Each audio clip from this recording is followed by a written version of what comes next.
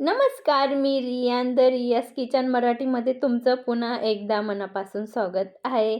आता मकर संक्रांत जवळ आलेलीच आहे आणि आपण भरपूर प्रकारचे पारंपरिक पद्धतीने बनवले जाणारे पदार्थ बनवतो. आज तसंच एक पदार्थ बनवणार आहोत. अगदी काठेपर्यंत सारण जाईल अशी आपण तिळगुळाची पोळी बनवणार आहोत. नेहमीप्रमाणे रेसिपी खूप साधी आणि सोपी आहे. चला मग व्हिडिओला न स्किप करता कंटिन्यू बघत राहा. आणि आजची पोळीची खासियत अशी आहे की तुम्ही 8 दिवस अगदी प्रवासात वगैरे घेऊन जाऊ शकतात.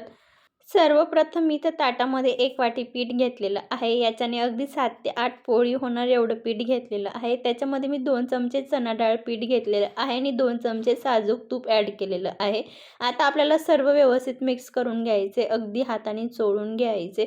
जसं आपण मोहन वगैरे देतो त्या पद्धतीने अगदी आपल्याला व्यवस्थित चोळून घ्यायचे. आणि तूप मी रूम टेम्परेचरचंच वापरलेलं आहे, अगदी गरम वगैरे केलेलं नाही आहे. इथं मी चवीनुसार नमक ॲड करते आणि नमक ॲड करून आपल्याला परत आता व्यवस्थित मिक्स करून घ्यायचं आणि घट्टसर डो मळून घ्यायचा आहे. म्हणजे आपण रोजच्या जेवणामध्ये पोळीला मळतो त्या पद्धतीने आपल्याला पिठाचा गोळा मळून घ्यायचा आहे. म्हणजे जास्त घट्ट पण नाही, जास्त नरम पण नाही, अगदी मिडियम रोज मळतो तसंच मळायचं आहे. या पिठाला अगदी वेगळं वगैरे मळायची गरज नाही. तर इथं पीठ मळून झालेलं आहे. आता आपण रेस्ट करण्यासाठी ठेवूया. तोपर्यंत इथं आता आपण सारण बनवून घेऊया. मी गॅस ऑन करून कढई गरम करण्यासाठी ठेवलेली आहे. कढईमध्ये मी 1 वाटी तीळ घेते. आता आपल्याला तीळला मंद फ्लेमला व्यवस्थित भाजून घ्यायचं आहे. तीळ असा पदार्थ आहे की अगदी व्यवस्थित भाजला गेला की याची सेल्फ लाईफ खूप आहे. म्हणून तीळ भाजताना जास्त घाई गडबड करायची नाही. मंद फ्लेमला मी 2 मिनिटं भाजून घेतलेली आहे. आणि अर्धी वाटीच्या अर्धी पाव वाटी तर मी शेंगदाणे घेतलेले आहे. शेंगदाण्यांना पण आपल्याला हलके डाग पडेपर्यंत भाजून घ्यायचे.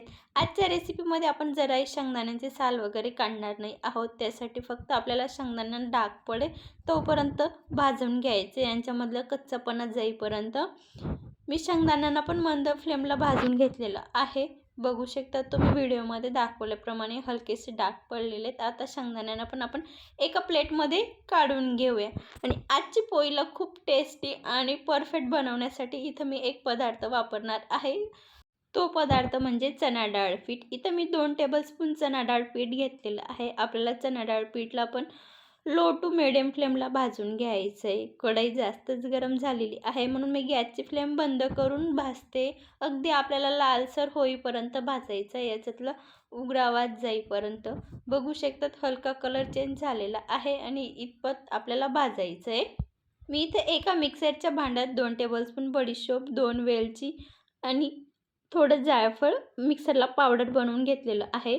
ते आता आपण जास्त भांडी न भरता बेसन पीठ ज्या कढईत भाजलं होतं त्याच कढईमध्ये काढून घेतलेलं आहे. आणि आता राहिलेलं तीळ आणि शेंगदाणे पण आपल्याला मिक्सरला बारीक करून घ्यायचे. मी अगदी भरड टाईपच केलेलं आहे. परत आपल्याला मिक्सरला फिरवायचंच आहे. त्यासाठी इथं मी 1 वाटी गूळ परत मिक्स करून घेते. गूळला मी बारीक कट करून घेतलेलं आहे. तुम्ही जर थोडं जास्त गोड खात असाल तर तुम्ही याच्यात 1.5 किंवा 1.25 वाटी वापरलं तरी चालेल. मी 1च वाटी घेते. आता गूळला पण व्यवस्थित मिक्स करून घ्यायचं आहे. आणि आता आपण एका मिक्सरच्या भांड्यामध्ये सर्व साहित्याला परत आपल्याला फिरवून घ्यायचे. बघू शकतात फिरवल्यानंतर अगदी कलर पण चेंज होतो आणि सर्व साहित्य एकजीव होतं. या पद्धतीने मी सर्व साहित्य व्यवस्थित मिक्सरला फिरवून घेतलेलं आहे. आणि इथं आपले 7 पोळ्या बनण्यासाठी आपलं पूर्ण सारण बनून तयार झालेलं आहे. तिळाचं आणि गुळाचं बघू शकता तुम्ही व्हिडिओमध्ये दाखवल्याप्रमाणे इथे आपलं सारण पण बनून तयार झालेलं आहे आणि कणिक पण खूप छान पद्धतीने मुरली गेलेली आहे. आता त्याला आपण अर्धा टेबलस्पून तेल लावून व्यवस्थित मळून घ्यायचे. याच्याने कणिकला अगदी खूप छान मुरली पण जाणार आणि प्लस आपली पोळी लाटताना फाटणार नाही. याच्यामध्ये तेलाने चांगली मळली तर कितीही सारण भरलं तरी पोळी फाटत नाही लाटताना. बघू शकता तुम्ही कणिक पण खूप छान पद्धतीने सेट झालेलं आहे. आता आपण एक एक करून गोळे आपल्याला जेवढे पोळ्या बनवायचे तेवढे गोळे बनवून घेऊया. मी या पद्धतीने तर सर्व गोळे बनवून घेणार आहे. मी तर टोटल दोघं पण पीठ, कणिक पण आणि तिळगुळाचं सारण पण अगदी 7 पोळी होणार एवढंच बनवलेलं आहे. मी ज्या वाटीने साहित्य मोजलेलं आहे आणि तुम्हाला सांगितलं आहे त्याच्याने अचूक प्रमाणात 7 तर जास्तीत जास्त लहान केले तर 9 पोळी होणार. मी अगदी लहान पण नाही, जास्त मोठे पण नाही, मिडियम आकारचे बनवलेले आहेत. ते तुम्हाला पुढं बघायला भेटेलच. आता आपण एक गोळा करून आपण वाटी बनवून घ्यायची. अगदी तुम्ही पुरी टाईप पण लाटून घेतलं तरी चालेल, पण मधल्या साईडला थोडं जाड ठेवायचं आहे. मी इथं वाटी बनवून घेतलेली आहे आणि त्याच्यात आता आपल्याला सारण भरून व्यवस्थित तोंड बंद करून घ्यायचं आहे. आणि खास करून इथे लक्ष ठेवायचं आहे, लाटणं लावण्याच्या आधी हाताने थोडं प्रेस करून घ्यायचे. वरून थापून घेतलं तर कडेपर्यंत सारण आरामात पोचतं. अगदी लाटताना मध्येच सारण राहत नाही. अगदी काटेपर्यंत सारण जातं. या पद्धतीने पोळी सुरुवातीला लाटण्याच्या आधी हाताने थोडं प्रेस करून घ्यायचे. अगदी भाकरी थापडतो त्याप्रमाणे हलक्या हाताने वरून थापून घ्यायची.